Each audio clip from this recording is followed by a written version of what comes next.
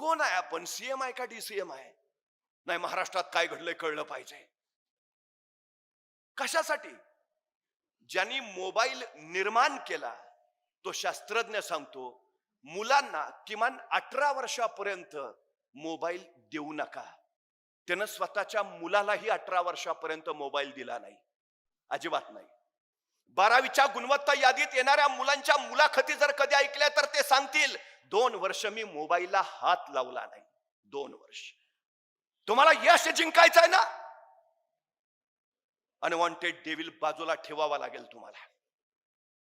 आणि आत्ता मोबाईल हातात घेतला ना, आयुष्यभर मोबाईलच्याच गेम खेळाव्या लागतील. आयुष्याचा गेम तुमच्या हातातनं गेलेला असेल हे पहिलं लक्षात असू द्या. सगळ्यात महत्वाची गोष्ट आहे ती. सगळ्यात ज्याला घडायचं आहे त्यांनी काही शिस्त पाळायलाच हवी. शिस्त हीच यशाचं सगळ्यात मोठं सूत्र आहे, हे पहिलं लक्षात ठेवा. सुरुवात करा, अडचण नाही, आजपासून सुरू. मला सांगा महाराजांकडे काय होतं? 1645 ला महाराजांनी राजगड घेतला. बेवसाऊ होता, म्हणजे घेतला तर बांधला पाहिजे, बांधायचा तर पैसे पाहिजेत. होते का महाराजांकडे? नव्हते. मग महाराज असं म्हटले का आता घेतला राजगड तर बांधला पाहिजे, बांधायचा तर फंड्स पाहिजेत, आहेत कुठं आपल्याकडं, मग कशाला घ्या, बघू फंड्स आल्यावर. थांबले महाराज? नाही. महाराज म्हणले फंड्स येतील तेवढा येतील, राजगड तर घेऊया. 45 ला घेतला राजगड. 46 ला तोरणा जिंकला महाराजांनी, आणि तोरण्यावर महाराजांना सोन्याच्या मोहरांनी भरलेले 7 हंडे सापडले, आणि त्या संपत्तीतनं महाराजांनी राजगड बांधून पूर्ण केला. महाराज सांगताय तुम्ही सुरुवात करा, जगदंबा आशीर्वाद घेऊन तुमच्या पाठीशी उभा असते. आणि सुरुवात केली तर पोचाल ना. पोचतात ते जे सुरुवात करतात. एका मावळतीच्या वेळेला डोंगराच्या पायथ्याला एक सद्ग्रस्त उभा होता. मी तिथूनच निघालो होतो. त्याला विचारलं का थांबलाय? तो म्हटला नाही, डोंगरावर जायचं आहे. म्हटलं जा ना. मग नाही, अंधार आहे ना. मग मी त्याला माझ्या हातातला कंदील दिला. म्हटलं जा आता. मी घरी निघून आलो. दुसऱ्या दिवशी पहाटे मी परत तिथं पोहोचलो. तो सद्ग्रस्त तिथंच उभा. मी त्याला म्हटलं अरे वा, जाऊन आला वाटतं. तो म्हटला नाही, गेलोच नाही. म्हटलं का? अंधार आहे ना. मी म्हटलं तुम्हाला कंदील दिला होता ना. हो दिला होता ना, पण त्याचा उजेड फक्त माझ्या पायापुरताच पडतो, मला किती लांब जायचं आहे. अरे भल्या माणसा, तू चालायला सुरुवात तर कर, उजेड आपोआप तुझ्या पावलाबरोबर येत जाईल. सुरुवात करणं फार महत्वाचं आहे. 1670 साली मोगल मराठा संघर्ष प्रचंड वाढला. मोगलांची फौज 1 लाखाच्या पुढं आणि महाराजांची अवघी 20,000. मग महाराज असं म्हटले का त्यांची 1 लाख आपले 20,000, डिपॉझिट पण राहणार नाही, कशाला अर्ज भरा? नाही, महाराज म्हणले 20 तर 20, सुरुवातच करूया. असं नाही म्हटले बघू आपली लाखभर करून मग लढायचं ठरवू. नाही, 20 तर 20, सुरुवात तर करू. केली. 1670 ला महाराजांनी प्रबळगड जिंकला आणि प्रबळगडाची पाहणी करायला महाराज पालखीत बसून गडावर निघाले. पालखीतून प्रबळगडावर न जाताना महाराजांच्या शेल्याचं एक टोक तिथल्या बोरीच्या झाडाच्या फांदीच्या काट्यात अडकलं आणि महाराजांना ताण बसला. तसे महाराज म्हणाले पालखी थांबवा. पालखी थांबली आणि महाराज सोबत त्यांना म्हणाले हे बोरीचे झाड आमच्या पुढे जाण्यावर आक्षेप घेते आहे. हे बोरीचे झाड आम्हाला पुढे जाण्यापासून अडवते आहे. हे बोरीचे झाड आम्हाला काही सांगू पाहते आहे. इथं काहीतरी आहे आहे आहे. खाना. माणसं कामाला लागली, खाणायला लागली. 5-6 फूट गेली, दगडी भिंत सापडली, उकरली. 27 घागरी आणि 4 कढया एवढं सोनं महाराजांना तिथं सापडलं. त्या संपत्तीतनं महाराजांनी शस्त्रसज्ज सैन्य उभा केलं आणि मोगलांच्या विरोधातला लढा तीव्र केला. महाराज सांगतायत तुम्ही सुरुवात करा, सगळी सृष्टी मदत घेऊन तुमच्या पाठीशी उभा असते. सगळी सृष्टी. तुम्ही ठरवायला हवं, सुरुवात करायला हवी. बाकी काही अडचण नाही, अजिबात काही अडचण नाही. सगळ्यात महत्वाचं आहे ते सगळ्यात तुमचे कष्ट हीच तुमची यशाची सर्वोत्तम पायरी आहे. कष्टाच्या पायरीवरच तुमचं यश उभं असतं. जिथे कष्ट नाहीत तिथं यश सावलीलाही उभा राहत नाही. हे पहिलं आपण लक्षात घ्यायला हवं. सगळ्यात महत्वाचं मायकल फेल्प ऑलिम्पिक मध्ये जलतरणात ज्यांनी 8 स्वर्ण पदक कमावली. जगाच्या इतिहासातला पहिला जलतरणपटू आहे ज्यानं ऑलिम्पिक मध्ये 8 स्वर्ण पदक. 8. 8. पत्रकारांनी त्याला विचारलं, आतापर्यंत कुणाला जमलं नव्हतं, तुम्हाला कसं जमलं? आणि मायकल फेल्प म्हटला, याच्यापूर्वी एका जलतरणपटूला ऑलिम्पिक मध्ये 6 सुवर्ण पदकं मिळालेली. मी त्याचा अभ्यास केला. माझ्या लक्षात आलं 6 सुवर्ण पदकं मिळवण्यासाठी तो जलतरणपटू रोज 6 तास पाण्यात असायचा, रोज 6 तास सराव करायचा. माझ्या लक्षात आलं 6 तास सराव करून जर 6 सुवर्ण पदकं मिळवता येत असतील, मला 8 सुवर्ण पदके मिळवायचे आहेत. म्हणजे मला 8 तास पाण्यात सराव केला पाहिजे. 4 वर्ष झाली मी रोज 8 तास पाण्यात आहे, रोज 8 तास तलावात, रोज. त्याच्या बळावर ही 8 सुवर्ण पदक आहेत. तुम्ही किती तास अभ्यास करता त्याच्यावर ठरतं तुम्ही किती टक्के मिळवणार आहात. ते अभ्यास न करता कुणाला मार्क्स मिळालेत अशक्य आहे. 8 तास अभ्यास करा 80% पडतील. 10 तास अभ्यास करा 100%च. तुम्ही कष्ट किती करताय त्याच्यावर ठरतं तुम्हाला यश किती मिळणार. सगळ्यात आणि सगळ्यात महत्वाची गोष्ट आहे, सगळ्यात या जगात कुणालाही कष्टाशिवाय काहीही मिळालेलं नाही, अजिबातच नाही. एक साधू होते, चमत्कारी होते. ते नाचायला लागले की पाऊस पडायचा. काय तुमच्यासारखी 4 मुलं त्यांच्याकडे गेली, म्हटले तुम्ही नाचला की पाऊस पडतो म्हणे. साधू महाराज म्हटले खरं आहे ते. मग तुम्ही नाचल्यावर जर पाऊस पडत असेल तर आम्ही नाचल्यावर पण पाऊस पडला पाहिजे. साधू महाराज म्हटले बरोबर आहे, पडायलाच पाहिजे. असं नाही म्हटले, स्पर्धा लावायची, आम्ही पण नाचणार तुम्ही पण नाचायचं, बघू पाऊस पडतोय का. दुसऱ्या दिवशी पहाटे 4 वाजता ही 4 मुलं आणि ते साधू शाळेच्या मैदानावर गेले. साधू महाराज म्हटले तुम्ही सुरू करा.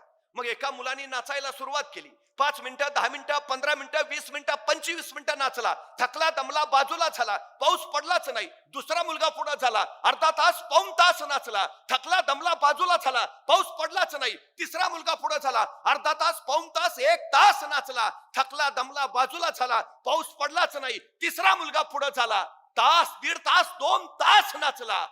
थकला दमला बाजूला झाला, पाऊस पडलाच नाही. मग साधू महाराज पुढे झाले. 12 वाजता त्यांनी नाचायला सुरुवात केली. साधू महाराज नाचत राहिले. 1 वाजला, 2, 3, 4 वाजले, 5 वाजले, 6 वाजले, 7 वाजले, रात्रीचे 8 वाजले. साधू महाराज नाचतातच आहेत. 9 वाजले, 10 वाजले आणि अचानक आभाळ भरून आलं आणि रप रप रप रप पाऊस पडायला लागला. ती मुलं म्हटली आम्ही नाचलो पाऊस पडला नाही, पण तुम्ही नाचल्यावर मात्र पाऊस पडला, कसं काय? साधू महाराज म्हटले मला फक्त 2च गोष्टी माहिती आहेत. पहिली गोष्ट मी नाचतोय म्हणजे पाऊस पडलाच पाहिजे, आणि दुसरी गोष्ट जोपर्यंत पाऊस पडत नाही मला नाचलंच पाहिजे. ही यशाची 2 सूत्र आहेत. तुम्ही अभ्यास करताय ना, यश मिळालंच पाहिजे. आणि दुसरी गोष्ट, जोपर्यंत यश मिळत नाही अभ्यास केलाच पाहिजे. या 2च गोष्टींनी माणसं यशस्वी होतात, दुसरं काही नाही, अजिबात नाही. आणि एक गोष्ट नेहमी लक्षात ठेवा, सगळ्यात महत्वाची गोष्ट आहे ती, अभ्यास आकलनातून होतो. अभ्यास विषय समजून घेऊन होतो. तुम्हाला आज वर्गात शिकवायचं तर तुमचे टीचर आदला अख्खा दिवस अभ्यास करत असतात. उद्या तुम्हाला वर्गात जे शिकवायचं आहे आदला 1 दिवस तुमचे शिक्षक त्याचा अख्खा अभ्यास करतात, तेव्हा तुम्हाला तासभर शिकवायला वर्गात येतात. तुमचे शिक्षक तुमच्यासाठी जर एवढा अभ्यास करत असतील तर तुम्ही किती अभ्यास करायला हवा, किती करायला हवा. कष्टाला पर्याय नाही, यशाला शॉर्टकट नसतो, हे पहिलं लक्षात घेतलं पाहिजे. आणि पाठांतर, घोकमपट्टी हे तात्पुरतं यश देतील पण कायमचं अपयश पदरात टाकतील. पाठांतर करणारी मुलं जास्तीत जास्त 10वी पर्यंत यशस्वी होतात. नंतर मात्र त्यांचा ग्राफ कमालीचा ढासळतो, कारण ती घोकमपट्टीनं वर नका.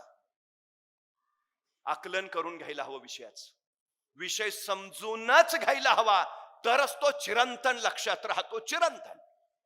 आणि नाही लक्षात आलं विचारा ना. टीचर्स त्याचं समाधान करायला आहेत, त्या करतातच. पण आमची अलीकडची अडचण अशी आहे, हल्ली मुलं प्रश्न विचारत नाहीत, कारण त्यांच्याकडे जिज्ञासा नावाचा गुणच राहिला नाही.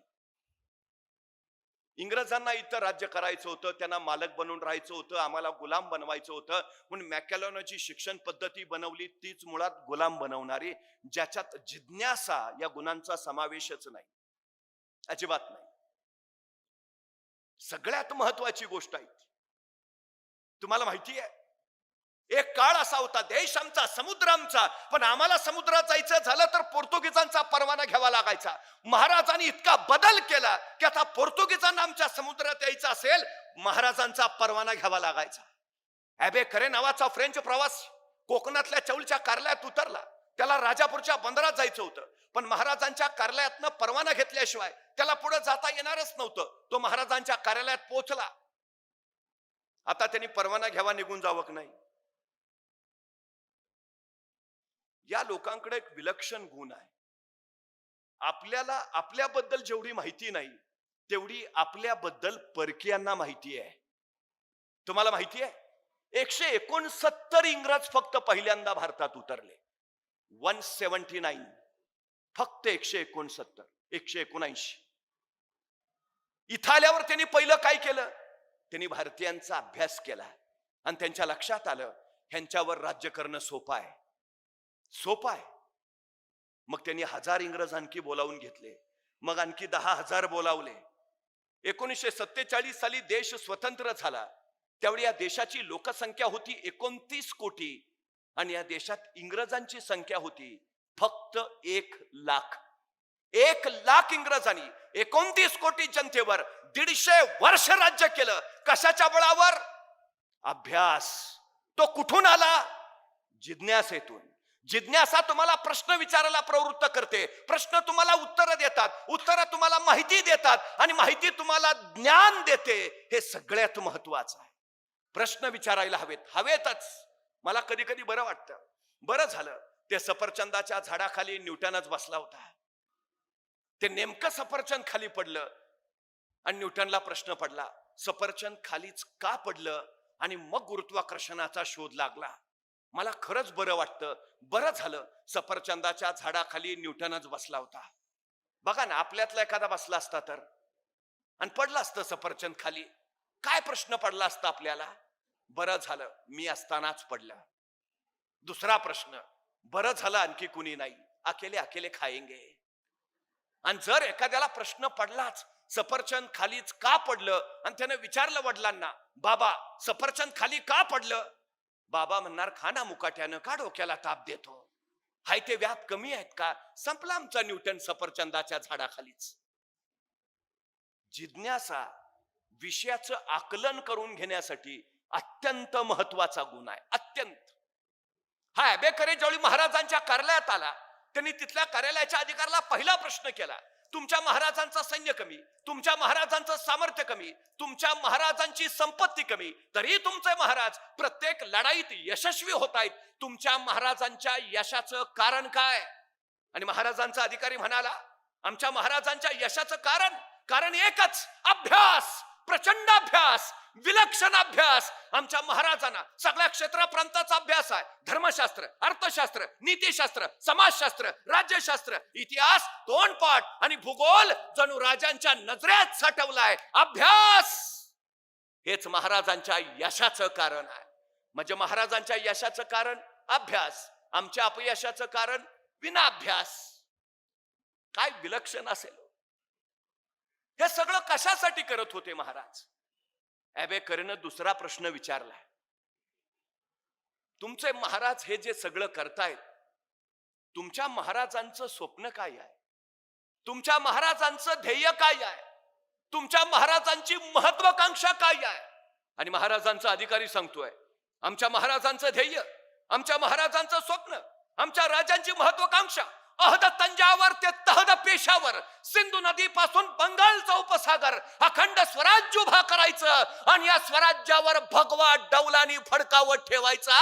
हे आमच्या राजांचं ध्येय आहे. काय ध्येय आहे?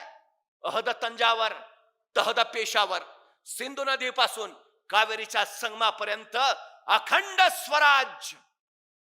काय विलक्षण ध्येय आहे. आमचं ध्येय काय आहे?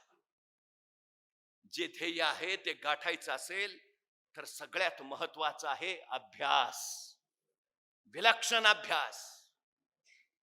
सगळ्यात महत्वाची गोष्ट. आणि तुमच्यात सगळं आहे, काही नाही असं अजिबात नाही.